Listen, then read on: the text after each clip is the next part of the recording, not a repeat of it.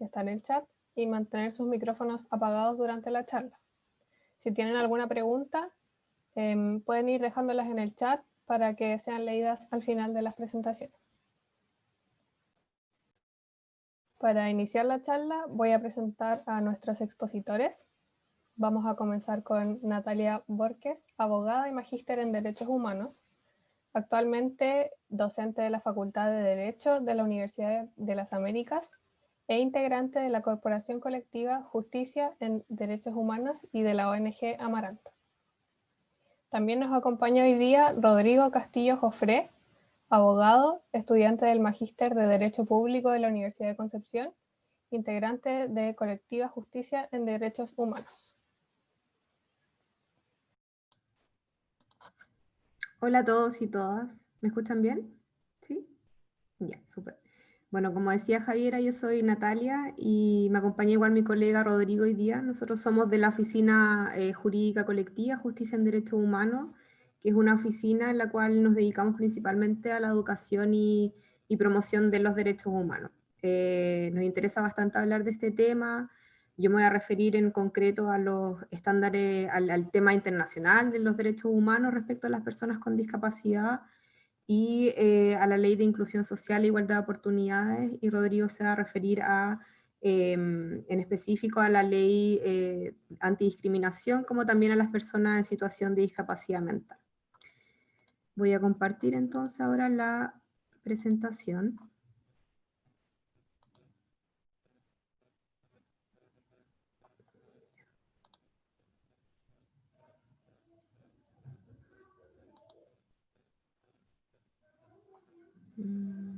Ahí sí. Claro, como les decía, bueno, el resumen de la presentación entonces, personas en situación de discapacidad y derecho internacional de los derechos humanos, la ley 24.422 sobre inclusión social e igualdad de oportunidades, la ley 20.609 sobre antidiscriminación y las personas en situación de discapacidad mental.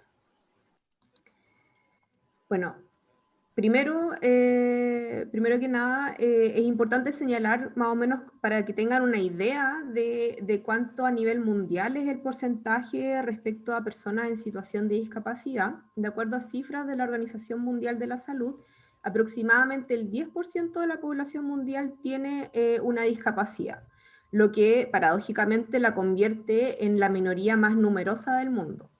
A eso hay que considerar además también el envejecimiento de la población, lo que también potencialmente va a generar también un aumento en las personas en situación de discapacidad, ¿ya?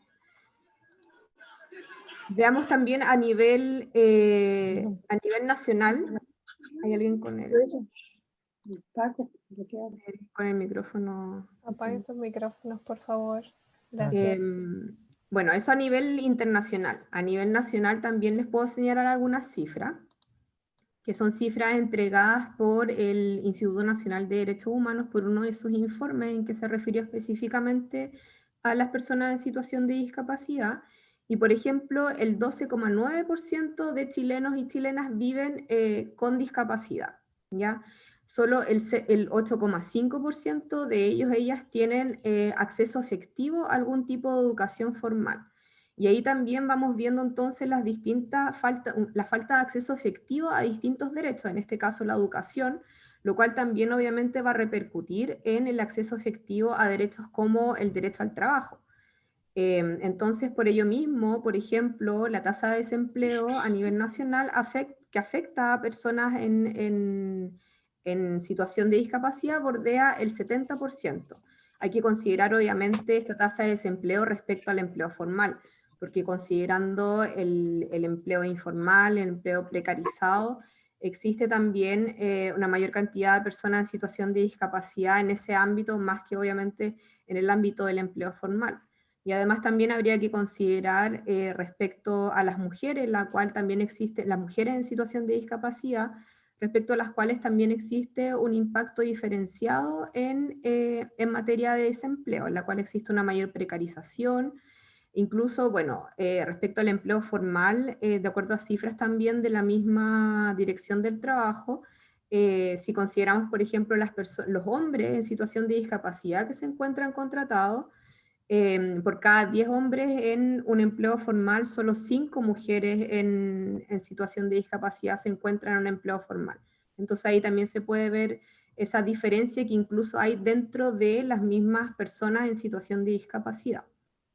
Además también a nivel nacional siguen enfrentando problemas estructurales, lo que dice relación al acceso a espacios públicos o privados, por ejemplo, de libre acceso a la comunidad, respecto, por ejemplo, al uso efectivo de calles, veredas, y además también respecto al transporte público. Hay que considerar igual que no se cuenta efectivamente con un transporte público que permita una autonomía de personas en situación de discapacidad, especialmente personas con movilidad reducida dentro de la ciudad, ¿ya?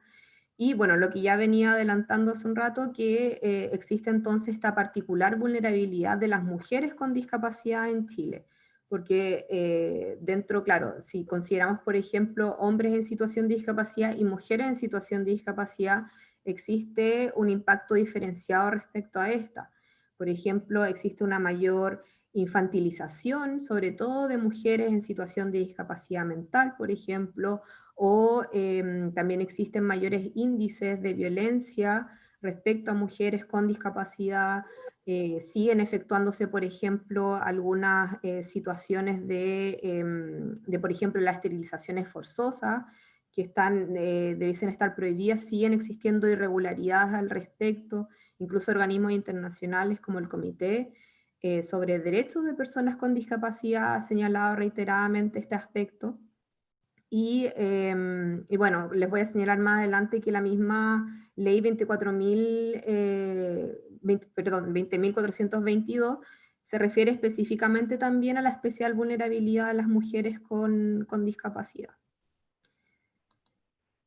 Entonces, bueno, a nivel internacional de los derechos humanos contamos con diversos tratados internacionales, y los tratados internacionales se puede ver, por ejemplo, que existen tratados en concreto respecto a determinados grupos, por ejemplo, convenciones respecto a las mujeres, respecto a la violencia contra las mujeres, en materia, por ejemplo, de personas mayores, en materia de niños, niñas y adolescentes. Y es porque van surgiendo entonces esta necesidad de reforzar los derechos respecto a grupos especialmente vulnerables.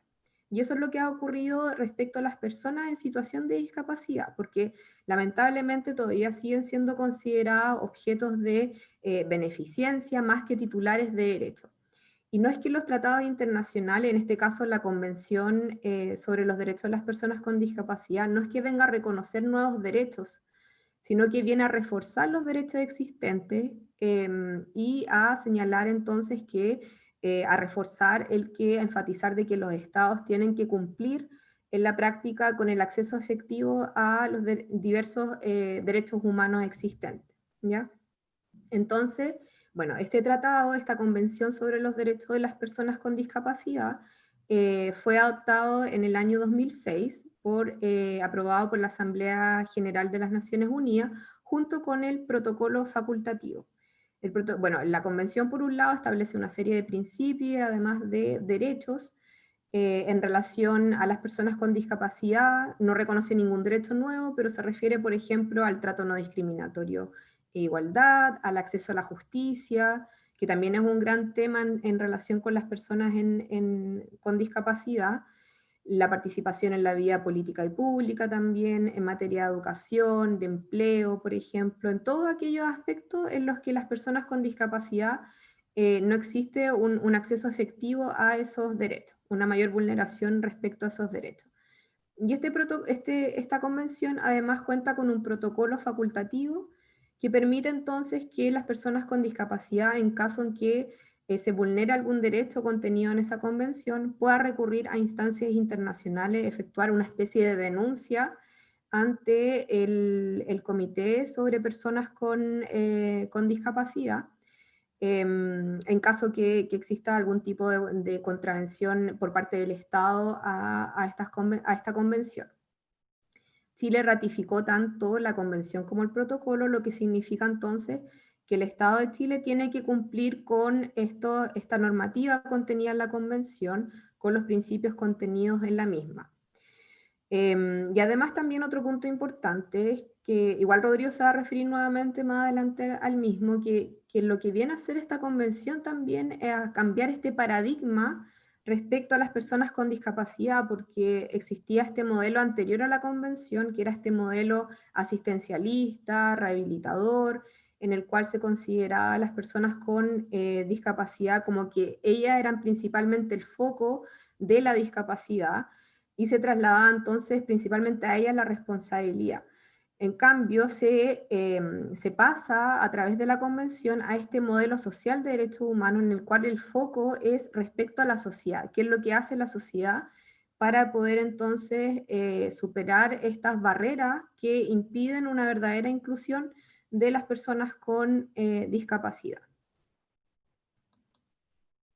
Entonces, como les decía, esta convención establece una serie de principios generales, como por ejemplo el respeto de la dignidad inherente, la autonomía personal también de las personas con discapacidad, que se relaciona entonces con la libertad para tomar sus propias decisiones, la independencia de las mismas, el principio también de no discriminación, la participación e inclusión plenas y efectivas en la sociedad, por ejemplo, el respeto por la diferencia y aceptación de las personas con discapacidad como parte de la diversidad y la condición humana, la igualdad de oportunidades también, la accesibilidad, que es un principio bien importante también en respecto a personas con discapacidad.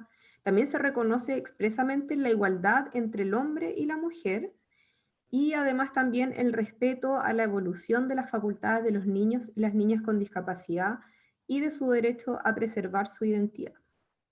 Veamos algunos principios. Por ejemplo, el principio de participación e inclusión significa que las personas en situación de discapacidad participen en la sociedad, pero esto se toma en consideración desde un sentido amplio.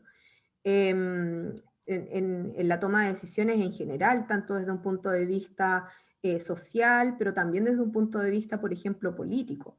Entonces, en ese sentido, la misma convención reconoce, por ejemplo, el derecho a participar en la vida política, y por ello mismo el Estado, por ejemplo, en el caso de Chile, tiene que establecer las condiciones necesarias para una verdadera participación política de las personas con discapacidad. Y eso, por ejemplo, tiene una especial relevancia hoy en día en el contexto del proceso constituyente actual, en el cual, sin embargo, lamentablemente, nuevamente hubo ahí una invisibilización en respecto al debate en cuanto a la participación de personas con discapacidad, y bueno, recién ya hace una semana aproximadamente se consideró finalmente un porcentaje mínimo de un 5%, para que se asegure la participación efectiva en las listas de candidatos a constituyente en el proceso, ¿ya? Eso respecto a la participación e inclusión.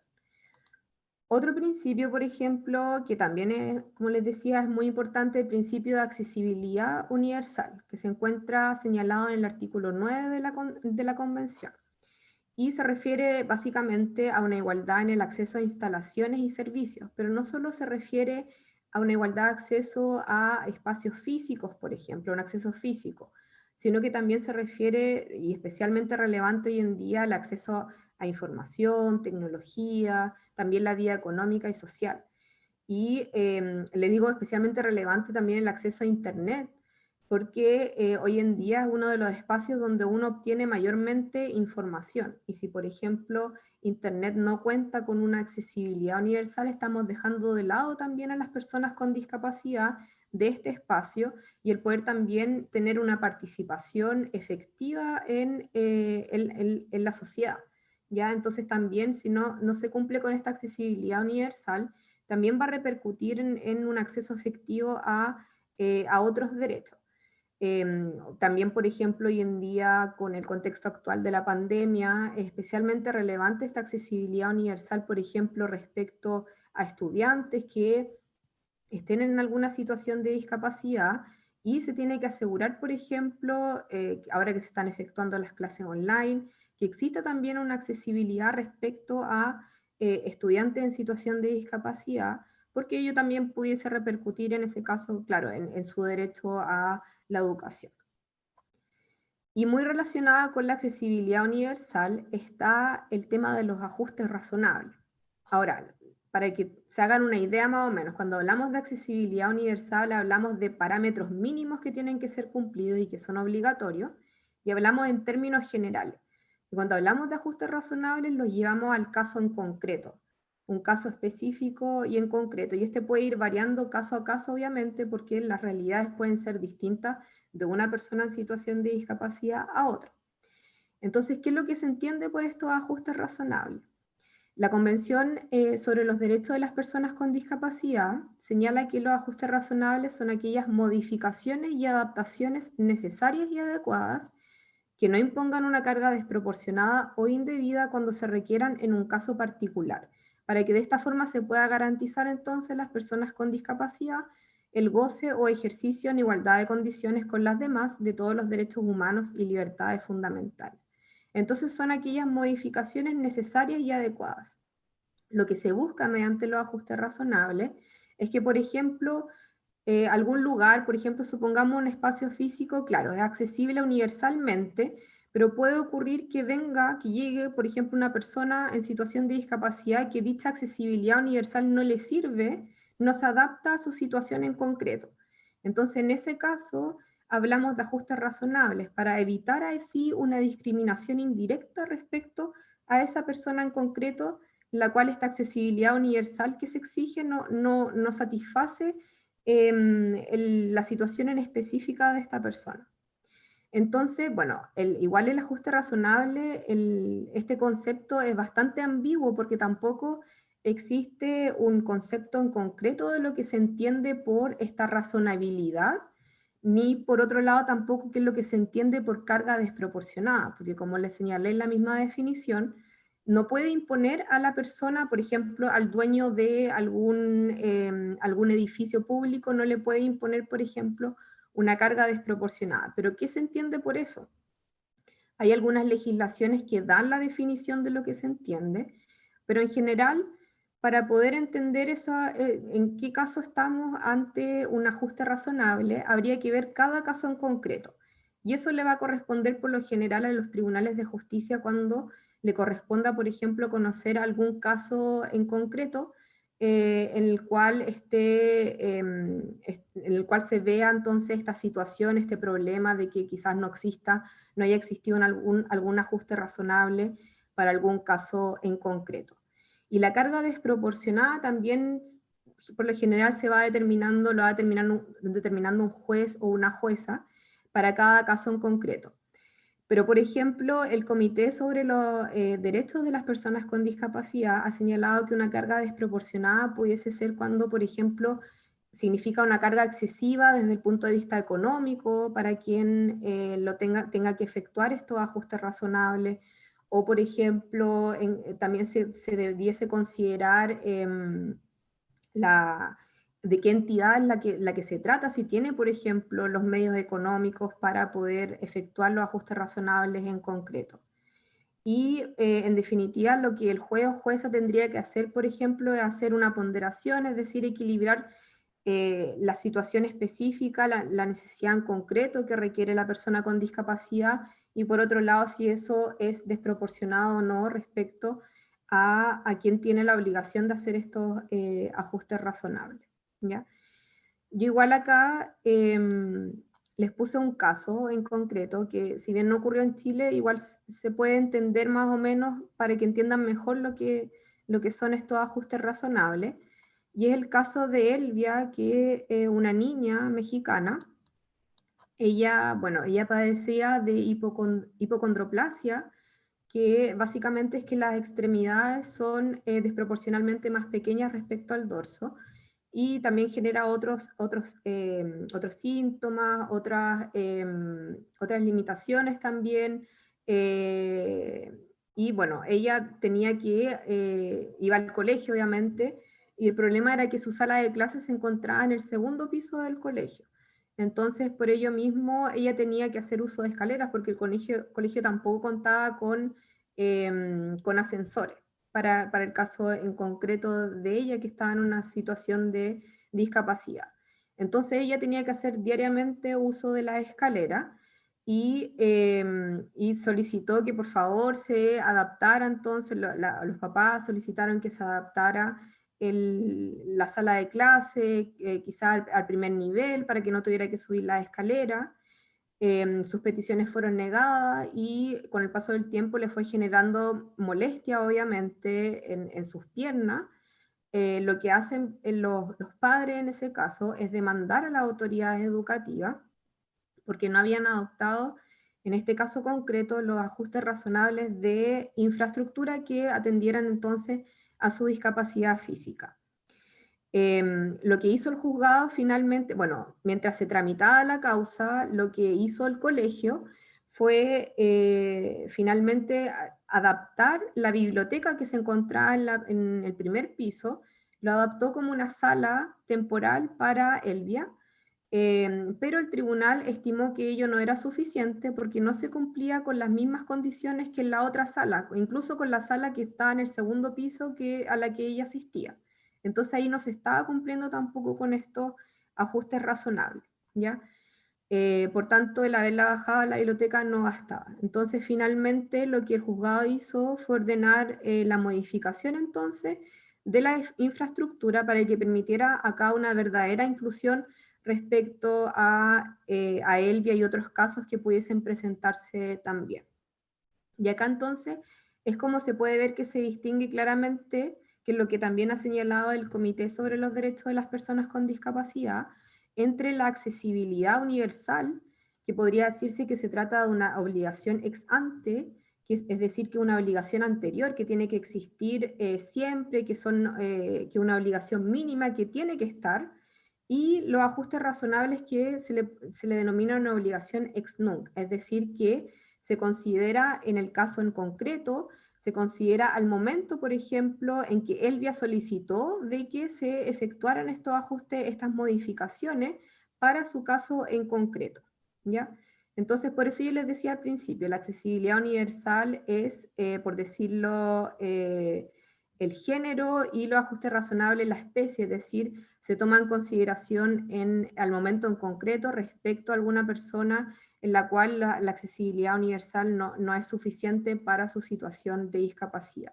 Y lo mismo también se puede considerar en otros ámbitos, como el ámbito laboral, en el cual, por ejemplo, también incluso se considera como ajuste razonable, por ejemplo, capacitar al personal, en lo que dice relación con algún trabajador o trabajadora que tenga alguna situación en concreto de discapacidad, por ejemplo, y el adaptar también el espacio de trabajo respecto a ese trabajador o trabajadora, respecto a las necesidades que tenga, ¿ya?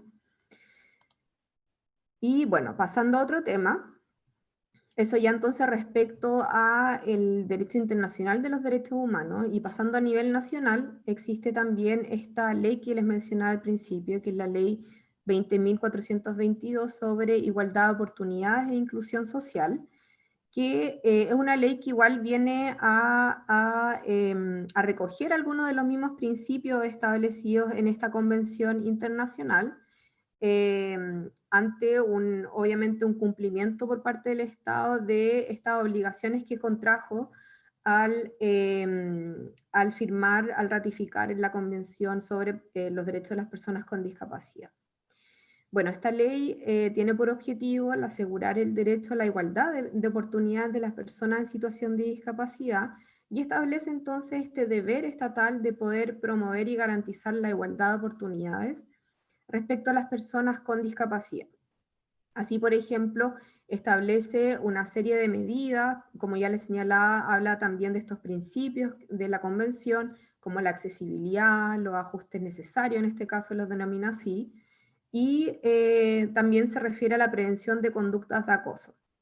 Ahora, ¿quiénes pueden, para poder acceder a los beneficios y las prestaciones sociales contenidas en la ley, pueden hacerlo aquellas personas con discapacidad que cuenten con un certificado de discapacidad de la CONPIN y que estén inscritas también en el Registro Nacional de Discapacidad?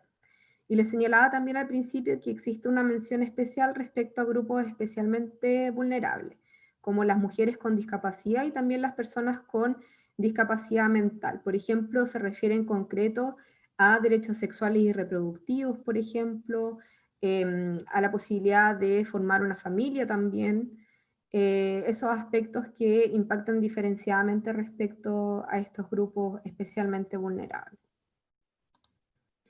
Y bueno, esta ley, como les digo, establece también una serie de principios, entre los cuales está el principio de vía independiente, que se refiere a la autonomía personal de las personas con discapacidad, el poder tomar decisiones libremente, el poder también participar activamente en la comunidad. Y por otro lado, nuevamente tenemos también este principio de accesibilidad y diseño universal, que dice relación con el entorno y los componentes. Y la intersectorialidad, que significa la transversalización por parte del Estado en todas aquellas políticas públicas que adopte, en la cual tiene que considerarse entonces esta perspectiva también de las personas en situación de discapacidad. Y la participación y diálogo social, que significa un rol activo en aquellas políticas que le conciernen a las personas con discapacidad, pero no solo respecto a las personas con discapacidad, sino que también, por ejemplo, respecto a familiares, cuidadores, por ejemplo, cuidadora, y también, en general, también a la sociedad civil y en concreto, por ejemplo, a organizaciones de la sociedad civil que se refieran a la educación o promoción de los derechos de las personas con discapacidad. Además también, bueno, esta ley es bastante extensa y establece una serie de medidas respecto a esta igualdad de oportunidades. Por ejemplo, establece medidas respecto a la accesibilidad a la cultura, información y comunicaciones, la accesibilidad al entorno físico y transporte, educación e inclusión escolar, capacitación e inserción laboral, franquicia arancelaria y reconoce expresamente también la lengua de señas. En honor al tiempo, yo me voy a referir en concreto al número 2, que es la accesibilidad al entorno físico, ¿ya? Y transporte. Respecto a esta accesibilidad al entorno físico, es una obligación de accesibilidad que va directamente respecto a los edificios de uso público y también aquellos que presten un servicio a la comunidad. Y también, bueno, incluye también a toda edificación colectiva nueva, que por ejemplo se refiere a departamentos, oficinas, locales comerciales. También ahora es que el Estado particulares ejecuten en el espacio público, que sea al interior de límites urbanos. Y también se refiere al transporte público de pasajeros y a bienes nacionales de uso público, como vías públicas, por ejemplo. Los cuales la obligación acá es que tienen que ser accesibles y utilizables en forma autovalente y sin dificultad por personas con discapacidad.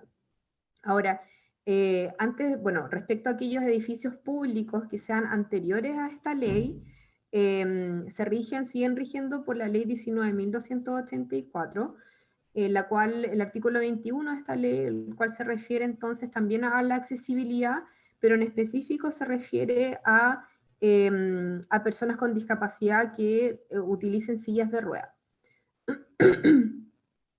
Además también, bueno, este aspecto también se refiere a, por ejemplo, aquellos edificios que tengan ascensores también tiene que existir una accesibilidad en ese sentido.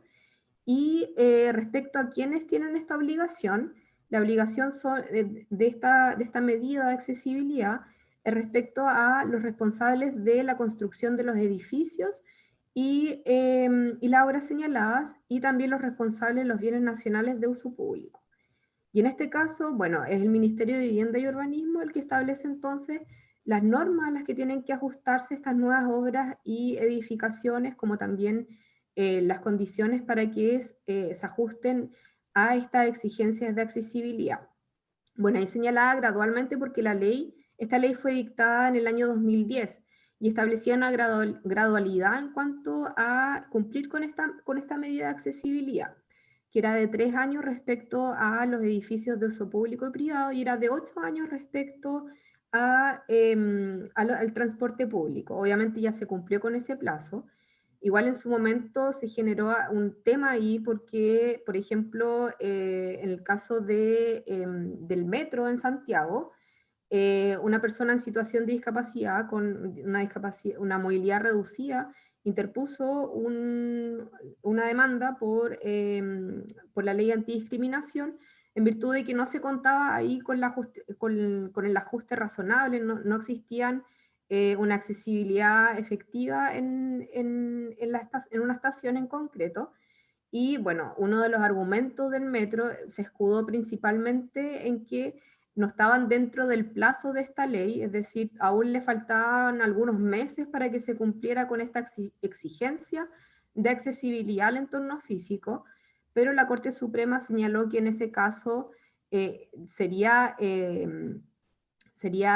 despojar a las personas en situación de discapacidad del transporte público, teniendo que esperar todo este plazo de 8 años, y hay que considerar obviamente los tratados internacionales sobre la materia que Chile ratificó y respecto a los cuales se establecen obligaciones. Entonces, esa tampoco pudo haber sido en su momento una justificación en este caso respecto al metro. Además también, bueno, esta medida beneficia obviamente especialmente a personas con movilidad reducida, y en este caso la fiscalización corresponde a la Dirección de Obras Municipales y, bueno, se establecen también convenios especiales de fiscalización con entidades públicas o privadas. Y además también en concreto respecto a esta medida, la ley establece una acción popular, es decir, que cualquier persona también puede denunciar el incumplimiento de la medida ante el juzgado de policía local. Eso respecto a la accesibilidad al entorno físico. Y en general, en esta ley, si no se cumplen con las medidas que se señala, también existe una acción especial en la cual, respecto a aquellas acciones o omisiones que pudiesen afectar a las personas en situación de discapacidad, y la persona afectada, cualquiera su nombre, puede entonces ejercer esta acción ante el juzgado de policía local de su domicilio. Y lo que puede hacer el juez o la jueza en ese caso es que, por ejemplo, se asegure la medida en concreto que se estaba incumpliendo, o restablecer el derecho a la persona afectada. Incluso puede establecer multas que van de 10 a 120 unidades tributarias mensuales. E incluso si hay se insiste en el incumplimiento o no se adapta finalmente la medida por parte del establecimiento, se puede incluso establecer, el juez o jueza puede establecer una medida de clausura del establecimiento. ¿Ya? Eso respecto a esta parte. Ahora le doy el pase a Rodrigo para que siga con lo demás. Muchas gracias, Natalia. Bien, como señalaban en un comienzo, yo voy a hablar un poco de otro de los mecanismos legales a nivel interno, nacionales, que existen respecto de las personas con discapacidad, que es la ley antidiscriminación, y comentar un poquito en qué consiste y el uso en particular en situaciones de discapacidad. Y la otra situación que igual les quisiera comentar dice relación con la capacidad jurídica o el acceso a la capacidad jurídica de las personas con discapacidad mental, que es otra situación que quizás dentro de los temas legales involucrados con derechos de personas con discapacidad en nuestro país conviene detenerse un poco. En lo que dice relación con la ley antidiscriminación, 20.609, que es tradicionalmente conocida como ley Zamudio, es un cuerpo legal del año 2012 del que yo creo que en su minuto se habló mucho, pero que en la práctica se sabe poco. Es una ley que apunta en su objetivo a la sanción de actos de discriminación, a la prevención, pero especialmente sobre todo a la sanción de actos discriminatorios, que está marcado obviamente en su proceso de dictación por un hecho muy lamentable, que si lo recuerdan, que justamente a raíz de lo cual toma este nombre social, entre comillas, que es el caso de Daniel Zamudio, un joven, digamos, que fue atacado y posteriormente él fallece luego de eso, de ese ataque, fue asesinado en un crimen de odio. Y a raíz de eso, esta ley se vincula o se circunscribe muchas veces en el inconsciente colectivo a dos cosas, que el alcance real es mucho mayor. Uno, se circunscribe como a situaciones de actos de violencia, y que en realidad no están así porque es una ley más que penal, está destinada a todo tipo de actos de discriminación.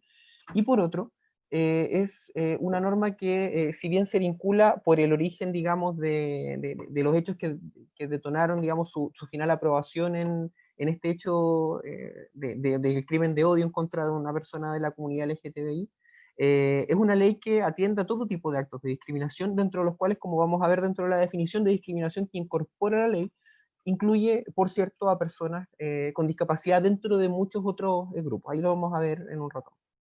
Eh, Eso primeramente, o sea, tener claro más o menos los alcances que tiene este cuerpo legal. O sea, esta ley establece un procedimiento, que es un procedimiento que se lleva a cabo ante los juzgados de letra. Primer problema o crítica que en su minuto se le planteó a la ley antidiscriminación, que está ante tribunales que no es la idea dar aquí una explicación de la competencia de los tribunales, pero que habitualmente no están destinados a estas materias, digamos, en los tribunales comunes y corrientes, que habitualmente ven cuestiones de derecho privado, comerciales, etc. Y a estos tribunales se le otorga la competencia para conocer de un procedimiento de sanciones ante actos de discriminación, y el objetivo final es perseguir una sanción del acto discriminatorio y eventualmente una multa en contra de la persona responsable del acto. O sea, aquí no se determinan sanciones, por ejemplo, de carácter penal que puedan involucrar que una persona vaya a la cárcel, sino que el resultado final puede ser, en el caso de determinarse que hay un acto discriminatorio en contra de una persona, una multa. Ahora sí vamos a lo siguiente. Dentro de las cosas relevantes que hace la ley antidiscriminación es que, si bien la no discriminación de las personas es un principio que está contenido en normas, como decía Natalia, de derecho internacional, en diferentes convenciones que nuestro país es parte, a nivel constitucional también, por cierto, está reconocido, pero no existía en Chile hasta este minuto, hasta que se dicta en el año 2012 la ley antidiscriminación, una definición de discriminación, que determinara legalmente cuándo estamos frente a un caso de discriminación. Y el artículo 2 de esta ley lo hace. Lo hace señalando, y ahí tenemos la definición, no voy a explicar bien toda, pero esta discriminación son de estas distinciones, exclusiones, restricciones, sin justificaciones, son muy importantes, es decir, no es una diferencia, porque pueden haber diferencias de trato a las personas a las cuales existe una justificación razonable. Una fila del supermercado preferencial, hay una justificación razonable. ¿Por qué? Porque hay personas, no sé, personas con discapacidad, de tercera edad, embarazadas, que pueden requerir de esa distinción para efectos de poder, como efectos de una acción, digamos, que facilita, porque se encuentran objetivamente en condiciones diferentes respecto de cualquier otra persona que está en la fila del supermercado. El tema es cuando hay una justificación que no es razonable, que es arbitraria. En este caso, y eso, digamos, va a derivar eventualmente en un acto de discriminación, lo lleve a cabo ya sea el Estado, es decir, un organismo público, o un particular, una persona, digamos, común y corriente, un privado, y que genere, digamos, perturbación, privación, amenaza de diferentes derechos establecidos en la Constitución o en la ley o en los tratados, y que se funde en alguna de las categorías que están aquí mencionadas. Son varias categorías que se denominan sospechosas de discriminación, en que se asume que es más probable que por diferentes prejuicios sociales, por diferentes situaciones, digamos, estructurales de la sociedad, se den como más probables, y dentro de ellas incorpora el artículo, justamente, de hecho, al final de la lista, pero no por ello menos importante, las situaciones de discapacidad. En el caso, como les digo, que se genera una discriminación arbitraria, digamos, que genere la perturbación o privación de esto, del ejercicio de algún derecho basado en la discapacidad de una persona. La siguiente. La ley antidiscriminación, dentro de su aplicación, ha tenido varias críticas, porque es un procedimiento que, como les digo, tiene un alcance, si bien atiende una diversidad de actos, el alcance en términos de los efectos que se puede perseguir a través del procedimiento de la ley antidiscriminación es súper acotado. Como les digo, una multa simplemente a beneficio fiscal a todo esto de quien ejerce la discriminación, que sin embargo, dentro de lo poco que ha sido utilizada, porque en general las evaluaciones que se hacen de la ley es que ha sido poco utilizada para lo que se esperaba, sí ha sido, dentro de esos casos, altamente utilizada por situaciones de discriminación de personas con discapacidad, según unas estadísticas que da la Fundación Iguales del año 2020. Es la segunda causa, alrededor del 31-32% de las causas por ley antidiscriminación ingresadas del año 2019 se dan por situaciones de discriminación a personas con discapacidad. Pero que, como les digo, genera una serie de complicaciones en los hechos. Riesgos, problemas en que el objetivo buscado con la ley a lo mejor no es el que buscan más las personas. No hay situaciones de reparación directa o indemnización o otros efectos que las personas habitualmente buscan al momento de activar un mecanismo como de este tipo, a través de a través de los tribunales. No establece tampoco la ley una institucionalidad de apoyo en términos de discriminación que beneficie, entre otros, a las personas que sufren discriminación por la situación de discapacidad en la que viven. No pueden obtener, como les decía, reparaciones económicas a la persona discriminada, sufren riesgo de sanción eventualmente si durante el procedimiento no logran probar el acto discriminatorio, que es una situación bien compleja, porque una persona, digamos, que fue discriminada, que siente que fue discriminada y que, digamos, interpone esta acción, puede eventualmente ella verse expuesta a una sanción si es que no logra demostrar la situación de discriminación, lo que, digamos, presenta harta complejidad. Y el hecho de que además se utilizan a la vez otros mecanismos judiciales para poder buscar la protección de las personas que han sufrido situaciones de discriminación en contextos similares, pero por otras vías. Por ejemplo, el recurso de protección, que es más o menos conocido, que es el recurso, digamos, que establece la Constitución para la vulneración de ciertos derechos que se establecen ahí en la Constitución, y dentro de los cuales también pueden caber, por cierto, situaciones de afectación a la igualdad y de discriminación, por cierto, en el ejercicio de algunos derechos. Y dentro de ello, por cierto, también lo pueden utilizar las personas con discapacidad, y si bien, por ejemplo, ese mecanismo no incorpora esta sanción, esta multa a la persona, sí puede ser un mecanismo más rápido para obtener que se detengan, que se paralicen ciertos actos que se están llevando a cabo en perjuicio de los derechos constitucionales de la persona, en este caso, por una actividad de discriminación. Ese es un mecanismo alternativo que se utiliza también, y que existe, digamos, de mucho antes, existe desde la Constitución, incluso unos años antes, que es un tema que ahora, por cierto, en todo el contexto del proceso constituyente va a estar en discusión, esto de las acciones constitucionales, de las acciones o mecanismos judiciales de protección de derechos humanos, etc. Otro que es bien curioso, que se utilizan en situaciones que podrían eventualmente ser utilizadas a través de la ley antidiscriminación, es la ley de derechos del consumidor. ¿Y por qué ocurre eso? Porque dentro de las normas de la ley de protección al consumidor hay ciertas normativas también antidiscriminación, de antidiscriminación en el consumo. Y eso se genera, ¿por qué? Porque muchas veces las situaciones de discriminación, sobre todo de particulares, se dan en situaciones que caben dentro del marco de esta ley, en una tienda, en un restaurante, una discoteca, un hotel, etc. Diferentes situaciones que pueden configurar relaciones de consumo en las cuales se ve una situación de discriminación, y en este caso, a través de los mecanismos judiciales que establece esta ley, también se pueden ayudar a perseguir situaciones de discriminación. Y una gran diferencia que existe en este caso, digamos, entre comillas, a favor y por qué una persona pudiera preferir ese mecanismo y no el de la ley antidiscriminación, es que se sí establece, entre otras cosas, medidas de reparación económica a la persona que sufre el acto discriminatorio.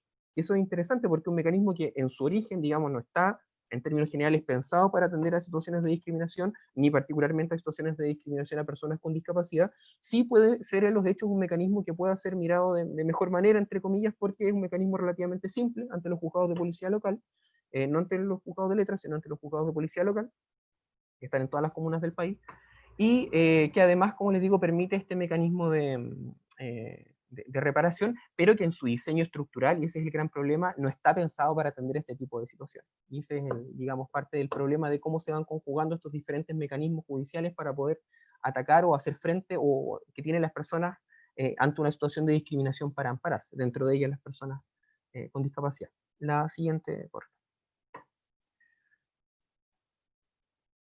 Gracias. Y el otro tema al que me iba a referir en honor al tiempo, que es la situación de nuestra legislación nacional en torno a la situación del ejercicio de la capacidad jurídica, y también, por cierto, que constituye, a juicio de muchos organismos, una situación de discriminación, es la de las personas con discapacidad mental frente al ejercicio de su capacidad. Cuando hablamos de capacidad jurídica, hablamos de la capacidad que tienen las personas, o sea, primero implica una capacidad para tener derechos y obligaciones en todas las relaciones sociales, y a su vez de poder ejercitar esa capacidad. Es decir, yo no solamente tengo derechos, sino que a su vez soy capaz autónomamente de ejercer esos derechos en mi vida cotidiana. Y la Convención de Derechos de las Personas con Discapacidad, como decía Natalia y explicaba muy bien delante, implica un paso de un modelo clásico, digamos, de visión de la discapacidad en términos generales, de un modelo, digamos, muy medicalizado, muy centrado, digamos, en una actitud paternalista, a un modelo en el cual las personas con discapacidad tienen derechos, pero también tienen, valga la redundancia, el derecho a ejercer esos derechos. O sea, no solamente que, claro, les reconocemos los derechos, pero que otra persona los active o, digamos, los lleve a cabo en tu lugar, sino que la propia persona con discapacidad tenga esa posibilidad, ¿no?, de poder ejercer esas decisiones en su vida, y eso está consagrado expresamente en el artículo 12 de la Convención de Derechos de Personas con Discapacidad, que, como también señalaba Natalia antes, no son derechos nuevos, son derechos que en general están reconocidos y que ha costado, digamos, siglos que se reconozcan para todas las personas. Siglos antes, digamos, habían otros grupos humanos a los cuales se les negaba la capacidad jurídica, a las mujeres por mucho tiempo, a las personas que en algunos sistemas político-económicos estaban bajo situaciones de esclavitud, no tenían capacidad porque no tenían derechos, porque no eran personas o estaban en una categoría diferente de quienes sí tenían esta capacidad. Hoy en día eso sucede, por lo menos en cuanto al ejercicio, en muchos países respecto a las personas con discapacidad. ¿Ya? Y eso es lo que intenta atacar la convención, digamos, al asegurar y reforzar este derecho a la capacidad jurídica. Natalia, por favor. Gracias. La capacidad jurídica impacta en el ejercicio de diferentes ámbitos de la vida de las personas con discapacidad. Por ejemplo, la posibilidad de disponer de su patrimonio, de celebrar contratos, de contraer créditos, vender, comprar cosas, todo lo que tiene que ver con disposición de las cosas, de los bienes de las personas, todo lo que tiene que ver con los derechos personales de la vida familiar. Y ahí es importante porque si bien por un lado los instrumentos internacionales e incluso parte de la legislación nacional en la materia reconoce, por ejemplo, el derecho a formar una familia, en la medida de que existan personas con discapacidad, y particularmente y muy especialmente personas con discapacidad mental a las cuales se les niega el ejercicio de esta capacidad jurídica, este derecho a formar una familia no está, porque no te permite la posibilidad o reconocerte la capacidad para tomar la decisión de casarte, tomar la decisión de tener hijos, de adoptar, todo lo que tiene que ver con la regulación de los derechos familiares. Tiene impactos en el ámbito público también. El ejercicio del derecho a voto en muchos países, incluido Chile, está condicionado también a la posibilidad de ejercer tu capacidad jurídica. En la medida que te niegan este ejercicio, pierdes también una serie de otros derechos en el ámbito público, de poder votar, de participar en ciertas decisiones, de poder presentarse a cargos públicos, etc. No de todas las personas con discapacidad, pero sí de aquellas respecto de las cuales se les ha privado del ejercicio de su capacidad jurídica. Vamos a la... Ahí está una comparación de los modelos. El modelo clásico tiende, como les decía, a generar, en el caso de ciertas personas con discapacidad y particularmente con las personas con discapacidad mental, antiguamente se hacía con otras discapacidades y eso se ha ido reduciendo, pero se tendía y se tiende en algunos casos aún a estas declaraciones de incapacidad, es decir, estás en esta situación y el sistema jurídico, digamos, te declara incapaz y hace una declaración de incapacidad respecto de la persona, de interdicción se le llama en términos jurídicos. Y esta persona, que está declarada en interdicción o en incapacidad, se le nombra un tutor, una persona externa, que puede ser un familiar u otra persona, respecto de la cual va a tomar las decisiones de relevancia jurídica en relación a esta otra persona. Y por lo tanto eso va a implicar que para la persona con discapacidad que ha sido privada o declarada en interdicción, se le va a privar de la administración de sus bienes y de otros derechos que veíamos en otros ámbitos. En el modelo social, en cambio, que es el por el cual aboga la Convención de Derechos por las Personas con Discapacidad, en cambio se tiende al reconocimiento de la capacidad jurídica de todas las personas, incluidas las personas con discapacidad, e incluidas, por cierto, las personas con discapacidad mental. La asignación de apoyos, eso es súper importante, la asignación de apoyos en el ejercicio de esta capacidad, es decir, reconocemos que a lo mejor puede requerir una asistencia en la forma de manifestar esa voluntad, o de interpretar esa voluntad, pero que no es lo mismo que reemplazar esa voluntad derechamente, y también que en algunos casos el ejercicio de esos derechos puede estar sujeto a salvaguardas, es decir, a mecanismos que permitan proteger de un abuso, eventualmente, sobre todo respecto a las personas que ejercen de apoyo, de la situación de las personas con discapacidad. Esto no ha sido un tema pacífico a nivel ni internacional ni chileno. Sobre todo a nivel internacional había una gran, digamos, discusión, debate de los países en este tema, porque se generan problemas también en la implementación de este sistema del modelo social de discapacidad y del aseguramiento de la capacidad jurídica a todas las personas con discapacidad. En el caso, por ejemplo, en que se impugna muchas veces de situaciones extremas en que personas por una situación de discapacidad no pueden de manera alguna expresar voluntad. Y eso genera un problema porque evidentemente ahí ni siquiera podemos interpretar, se señala esa voluntad, sino que sencillamente no lo podemos obtener estas afirmaciones o negaciones que nos den a entender qué es lo que esta persona quiere realizar con sus bienes, con su vida personal, etc. Se generan problemas respecto a las situaciones en que esa decisión pueda implicar un riesgo para sí misma o para terceros. En los casos en que la insuficiencia en la práctica de apoyos les deje en una situación de desprotección y termine siendo, entre comillas, peor al sistema antiguo o al sistema clásico en el cual, por último, alguien ejercía tus derechos en tu favor, aunque te esté reemplazando. En este caso, por no poder contar en la práctica con un apoyo, pierdes totalmente esa capacidad de que alguien te asesore o que alguien te genere un soporte en esa toma de decisiones cuando lo necesitas. Y, como lo mencionábamos delante, que presiones indebidas por parte de las personas que ejercen apoyos terminen afectando también los derechos de la persona que requiere este apoyo en la toma de decisiones. La siguiente. La situación de Chile sigue el modelo, fundamentalmente el modelo clásico en esta materia, sobre todo en el caso de personas con discapacidad, de discapacidad mental, perdón, no se ha apartado mucho. Ya la ley, digamos, de 18.600, que es una ley de los años 80 que ha tenido modificaciones posteriores, yo diría desde su nombre hacia abajo de entender que se sigue por el modelo clásico en esta materia. O sea, establece normas, y pues sí, porque está tal cual, sobre deficientes mentales, o sea, haciendo uso incluso una terminología que no es acorde hoy en día a ninguno de los parámetros estándares internacionales en la materia, de una perspectiva de derechos del modelo social.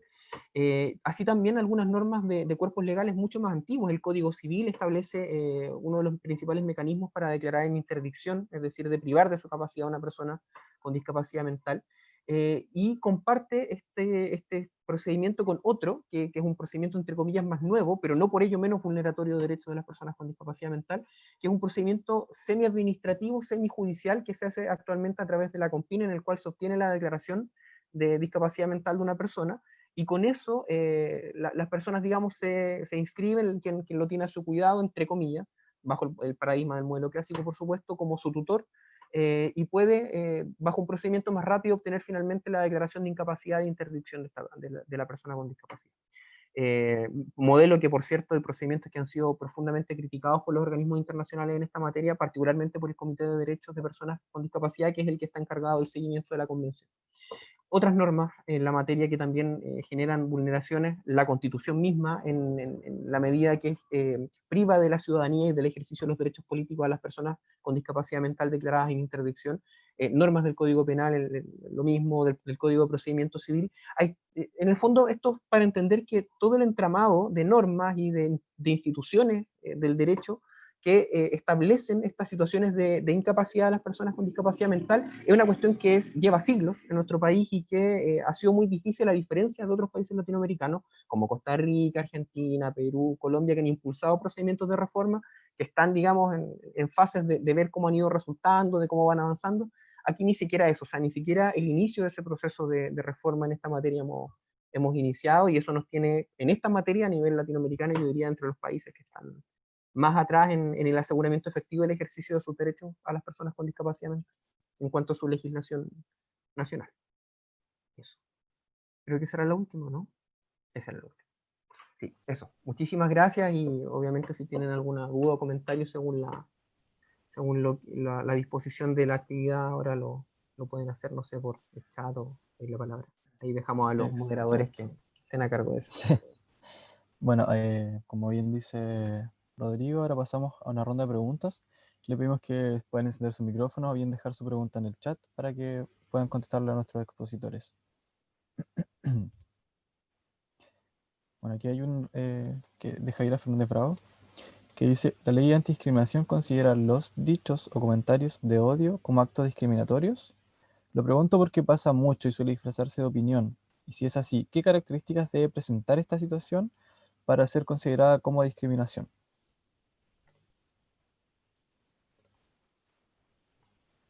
¿Contesto yo? Sí, o sea, sí, pueden ser parte de los hechos que pueden ser, digamos, sancionados a través de la ley de antidiscriminación, pero claro, cuando son solo formulaciones de dichos, siempre van a estar, va a haber un estándar en que van a tener que probarse esos dichos, y en el fondo ver qué constituyen.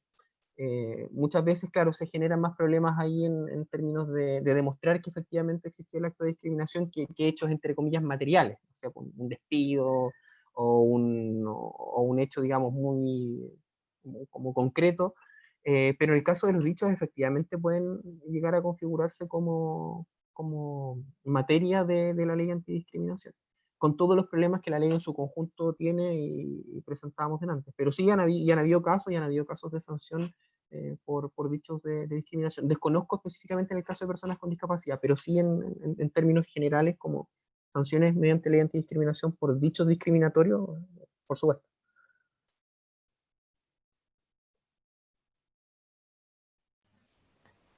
No sé si existen más dudas respecto a los espectadores, los participantes que están aquí. Les damos unos minutitos para que puedan realizar sus preguntas.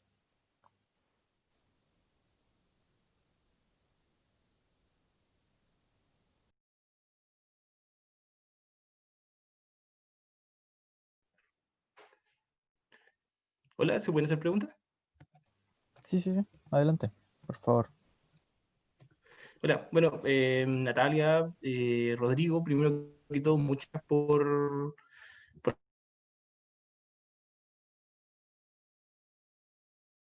la exposición. En general, en el ámbito jurídico todavía se habla de discapacidad mental, pero cuando nos vamos a un enfoque más social, de la discapacidad, preferimos hablar de discapacidad, digamos, referirnos al origen de la discapacidad, y ahí generalmente se habla de discapacidad intelectual o bien psíquica, ¿ya? También porque el término discapacidad mental ha ido adquiriendo con el tiempo una carga semántica negativa.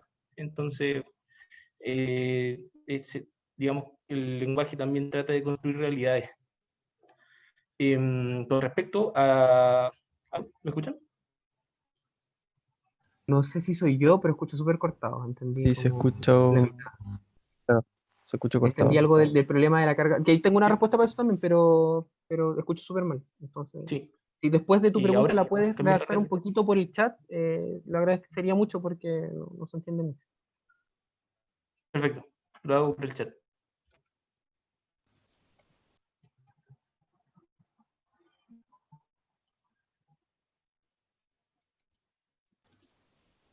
Mientras tanto, Miguel escribió su pregunta. Les recordamos igual a los participantes que se pueden inscribir a la lista de asistencia que está en el chat, y además si pueden responder la encuesta de satisfacción que igual estará en el chat. No sé Yo si quería hacer mientras... no sé si Sí, Natalia, podría. después igual, un comentario de lo que alcancé. Entiendo la prevención respecto al tema de la terminología y la agradezco. Ninguno acá, yo en ningún caso soy experto como en la materia, sino que el tratamiento jurídico un poco de cómo se le da la materia.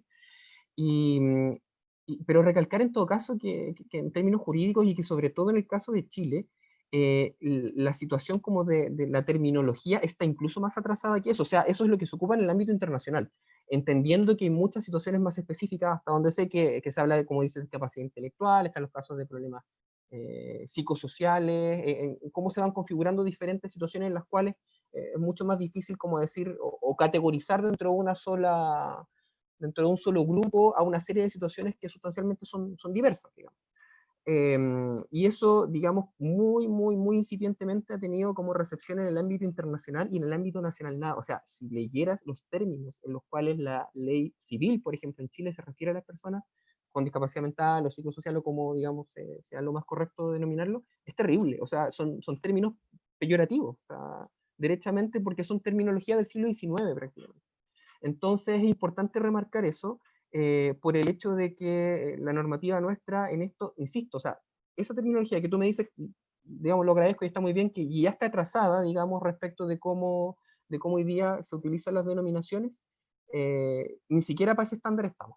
Aquí, digamos, internamente, en el caso de nuestra legislación, es súper importante como poner en consideración eso de cómo hasta la forma de que la norma se refiere como instrumento de poder, digamos, se refiere a las categorías, a ciertas categorías o grupos de personas, afectan desde esa base misma. Yo les decía, el nombre de la ley que se refiere a esta situación en Chile ya de por sí es una situación discriminatoria, el solo nombre, digamos, de la ley.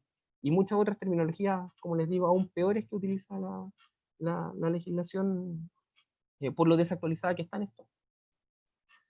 Sí, complementando lo de Rodrigo, igual, incluso tratándose de la misma convención, bueno, hay que considerar que la convención es del año 2006, incluso la misma convención también reconoce este dinamismo en cuanto a la adaptación de los mismos términos con el paso del tiempo, e incluso organizaciones de la sociedad civil hablan incluso, ya ni siquiera se utiliza mucho el término de persona en situación de discapacidad, sino que se está hablando ya por las organizaciones de la sociedad civil de diversidad funcional. Entonces también ahí, desde el punto de vista del derecho internacional, también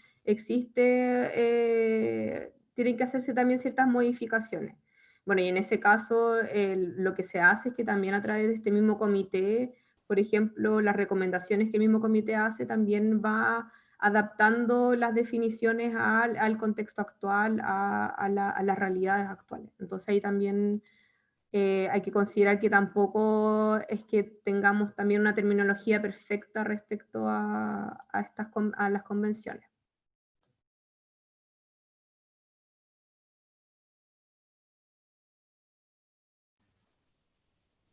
Estamos a la espera de mi... ¿Ay? ¿Está bien? ¿No? Sí, bueno, yo le agradezco. Ahora se me escucha un poco mejor, ¿o no? Sí. Sí, genial. Bueno, de verdad le agradezco igual las precisiones, y más que pregunta, igual quería hacer algunos alcances con respecto a la ley que ustedes estuvieron comentando, la 20.422. Bueno, yo soy persona con discapacidad, entonces igual he ido también un poco observando desde mi experiencia digamos, cómo ha ido operando esta ley. Y, por ejemplo, quería comentar o cuál es la percepción también desde lo que he ido trabajando con esta ley, y que creo que es una ley también bastante, que en el papel se ve muy bonita, también porque recoge mucho de lo que está en la convención. Es prácticamente tomar la convención y llevarla a nuestro contexto chileno, pero igual sin duda falta mucho. Por ejemplo, como lo decía por ahí, creo Natalia, en materia de derechos culturales. Se reconoce la lengua de señas como la lengua de las personas con discapacidad auditiva, también se reconoce el braille como el sistema de lectoescritura de las personas ciegas, y de hecho se dice que las bibliotecas deben tener material adaptado para personas con discapacidad sensorial. Pero si el día de hoy una persona con discapacidad sensorial va a la biblioteca, lo más probable es que no encuentre nada, digamos, ni en braille ni en lengua de señas. Lo mismo con respecto a los bienes y servicios, que se habla de accesibilidad universal en el sentido de que los bienes y servicios deben ser, digamos, accesibles por todas las personas. Y accesibles me refiero a que deben ser utilizables en condiciones seguras y una serie de otros términos. Sin embargo, también si una persona con discapacidad, no sé, auditiva o una persona ciega, por ejemplo, va a una farmacia a comprar un remedio X, lo más probable, y de hecho con práctica una total seguridad, ese remedio, por ejemplo, ese medicamento no va a estar en braille o no va a estar, digamos, accesible la información de ese medicamento en algún formato que le sea accesible. Y bueno, finalmente con respecto que creo que es un tema súper sensible, la rehabilitación. Esta ley también habla, digamos, de la rehabilitación, si bien no la garantiza, dice que la rehabilitación es un derecho de las personas con discapacidad. Sin embargo, hoy, aparte de la Teletón, que hace un tremendo trabajo, las personas con otro tipo de discapacidad no tienen asegurada la rehabilitación. Incluso hay personas que derechamente no se han podido rehabilitar. Estoy pensando en personas ciegas, personas con autismo, con discapacidad intelectual. Entonces, sin duda, creo que hay que un tremendo trabajo por hacer, y básicamente el Estado lo que ha hecho es asegurar digamos, en el papel, garantizar muchos derechos, pero no mucho más. No sé qué pueden aportar ahí o cuál es su Sí. visión al respecto. Sí, totalmente, concuerdo totalmente contigo, porque, bueno, es lo que pasa en general con mucha legislación, no solo respecto a personas con discapacidad, en general, cuando se dictan estas leyes más bien apresuradas, como para cumplir más que nada con estas obligaciones internacionales, se dicta una ley, pero finalmente no se toma en consideración la aplicación de la misma, el que en este caso, por ejemplo, el mismo Senadis tenga mayores facultades al respecto para poder también cumplir efectivamente con lo que se establece en la ley.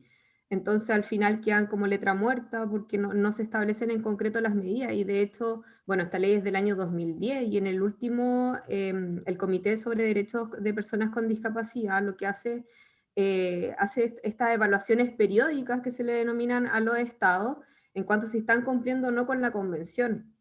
E incluso habiéndose dictado esta ley, ahí podemos ver claramente que el comité en el año 2006 aproximadamente, cuando hizo esta evaluación a Chile, señaló diversos aspectos que Chile ni siquiera está aún al nivel de los estándares internacionales, aún existiendo esta ley. Entonces, eso demuestra, claro, lo que dices tú, Miguel, de que obviamente en la práctica no se cumple con lo señalado en esta ley. Entonces, bueno, lamentablemente faltan políticas públicas en concreto que permitan una aplicación y también, claro, la ley establece sanciones, establece estos mecanismos, estas acciones judiciales, pero tampoco es que todo el mundo vaya a tener que estar interponiendo acciones judiciales. La idea es que se cumplan también en la práctica y que también exista quizás también una mayor educación en cuanto al tema de las personas en situación de discapacidad.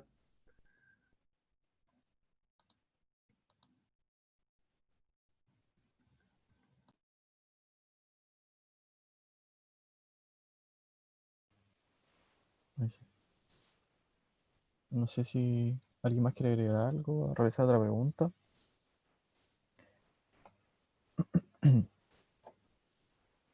Bien. Para finalizar entonces, queremos agradecerles a Natalia y a Rodrigo por esta exposición, por acompañarnos en esta ocasión, ¿cierto? Muchas gracias también a todos los participantes y en nombre de la Subunidad de Inclusión y Diversidad del CADE, agradecer a todos y a todos por estas interesantes temáticas o temas que hemos visto durante este ciclo de charlas, ¿cierto? Muchas gracias por habernos acompañado en este ciclo. Recuerden también contestar la encuesta de satisfacción y los invitamos a estar atentos al Instagram del CADE, ya que próximamente estaremos realizando otras actividades. Eso, muchas gracias, Natalia y Rodrigo. Gracias a ustedes. Muchas gracias. Chao, chao. Que Chao, estén chao. bien. Igual.